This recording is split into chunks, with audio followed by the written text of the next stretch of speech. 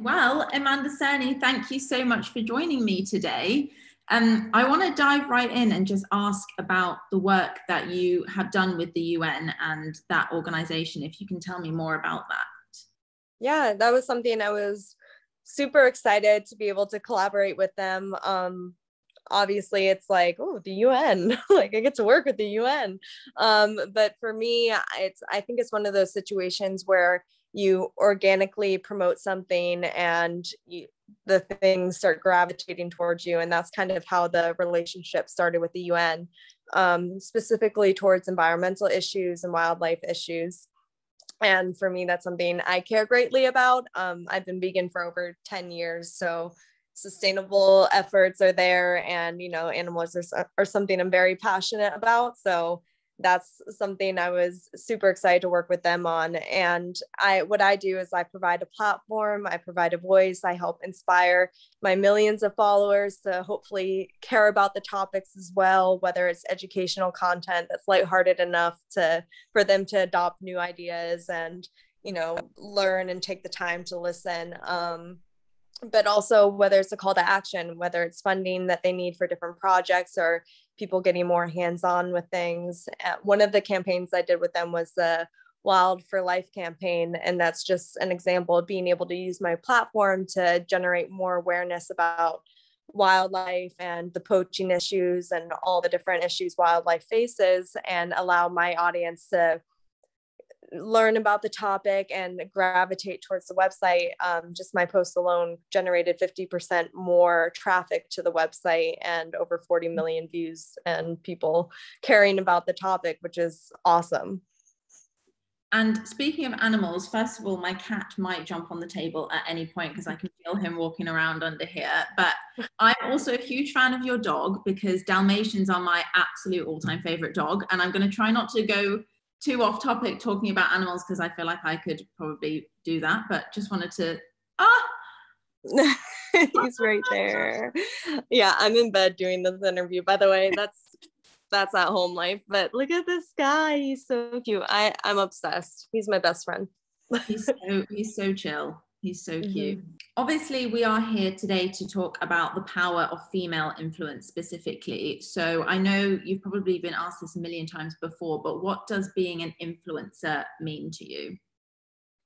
Oh, yeah, I have. And I still have a confused answer about it. I think being an influencer is being true to yourself and also being able to influence other people, and whether it's the things that they're doing throughout the day or the actions that they're taking throughout the day, and sharing experiences from your own life that are able to impact them in a way that creates change within them.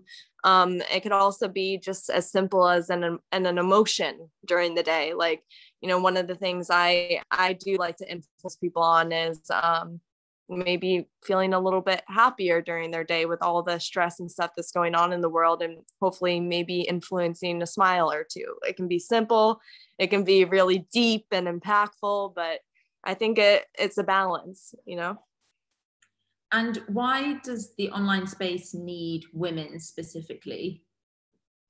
I think the online space needs diversity in general.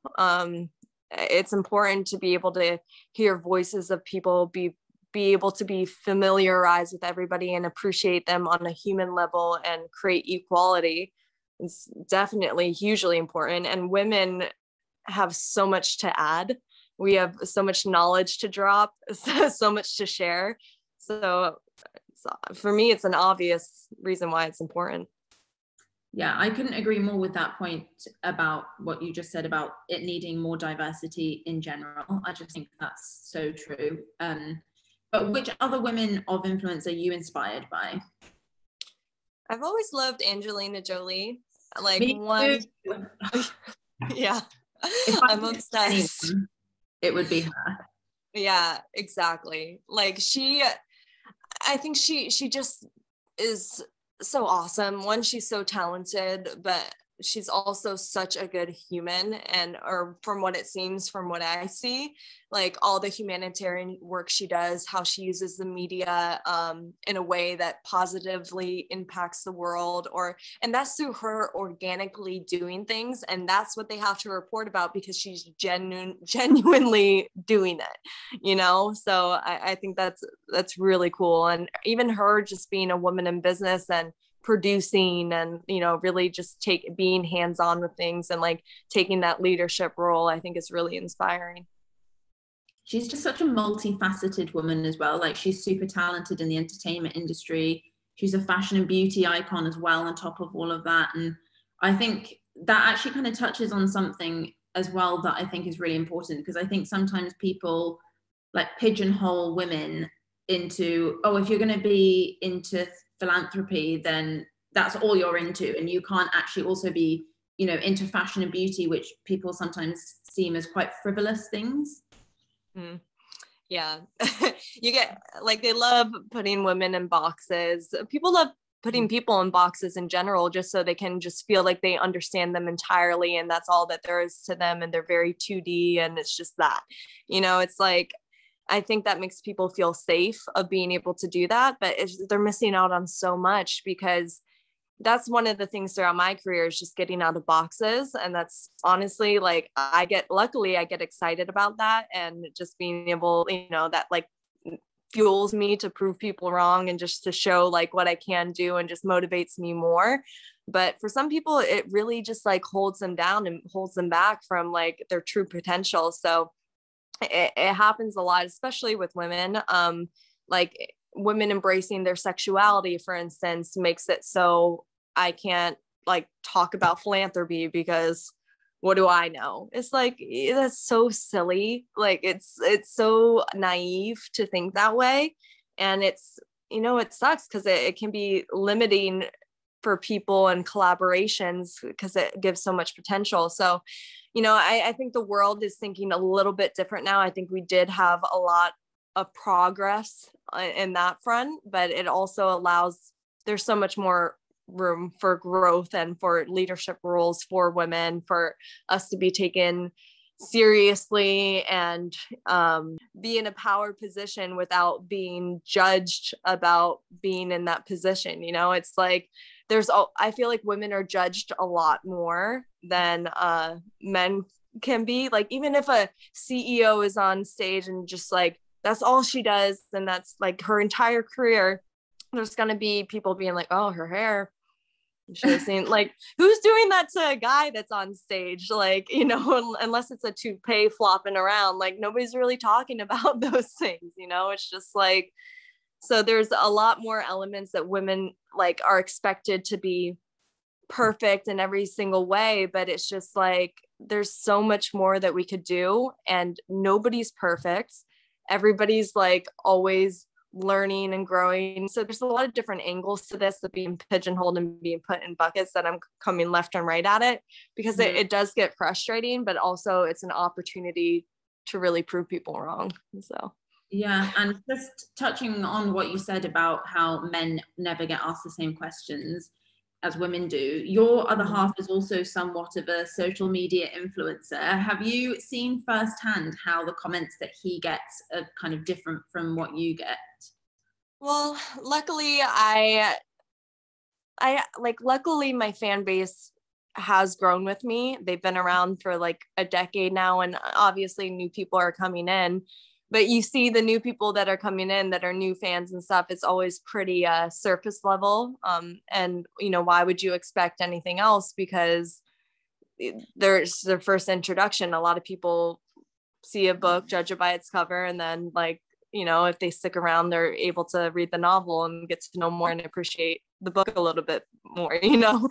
So that's kind of how I see it. But in comparing him to myself on social media and the comments, like, I don't think it's that different. I think it's pretty much the same when people are introduced to new people on social media, except, you know, if I don't know if he's talking about a topic, maybe he has like more like a little bit faster of an entryway into the genre. Like if he's talking about, say, finance, for instance, people are gonna be like, oh yeah, he's a dude, he knows. But if I'm starting to dabble in it and talk about it, like, oh, stick to modeling, it's like, I have been staying up till 5 a.m. every night studying, and like, I know about this stuff. I went to college for this stuff. So it's like there's definitely some more hoops to jump through, but yeah. And speaking of those hoops, one of the main goals for UN Women is to achieve total gender equality, which they've said so far that no country in the entire world has achieved. But what do you think content creators should be doing better, like as of like 5 minutes ago, that we can all kind of start moving towards that point? I think what you're doing right now, like sharing stories, I think is one of the most influential and impactful things that people can do, and being collaborative and having the abundance mindset, and just, giving platforms to different women of all kinds and hearing those stories. That's what I get inspired by the most, and, makes things real to me, is hearing those stories and hearing how people got there and the struggles that they went through and what they've experienced, like the mistakes that they've made, the obstacles they went through, like all those things is what I enjoy reading the most. I get inspired by the most, and I learn the most from. So why do you think it's also important that men get involved in this, and it's not just women who are campaigning for women's rights, but also men that are striving for women to also be equal? Unfortunately, it allows us to have credibility in the minds of people that are hesitant on, women being created equal or being deserving equality. Because sometimes the most influential thing to somebody that's closed-minded or standoffish on the topic would be someone of their own gender speaking out about it, that they can be like, maybe that is something, listening and hearing it from their role models could definitely inspire them to adopt the idea, which can seem so obvious to some, but it's necessary to be able to create total gender equality, would be for men to support women in that sense. When I was speaking to one of the directors of UN Women, she said gender equality is nothing but common sense. And I was like, that's just so simple, and it just sums up the entire thing. Like, what else could it be? Yeah. Unfortunately, some people don't have that, but it's also like, so that's why we need advocates of all different kinds, just to be able to reach different people. But, that goes with where they're from, how they were raised, like, and it's not to give excuses for people, but it's also just to accept the reality of, why people can think a certain way and how that was ingrained and instilled into them. And I think understanding is such an important word, because that allows us to find ways to solve problems, is understanding the issue. I couldn't agree more with everything you said today. It has honestly been such a pleasure to speak to you properly and kind of get to know the woman behind the amazing Instagram. So thank you so much for your time. Thank you. Thanks for having me.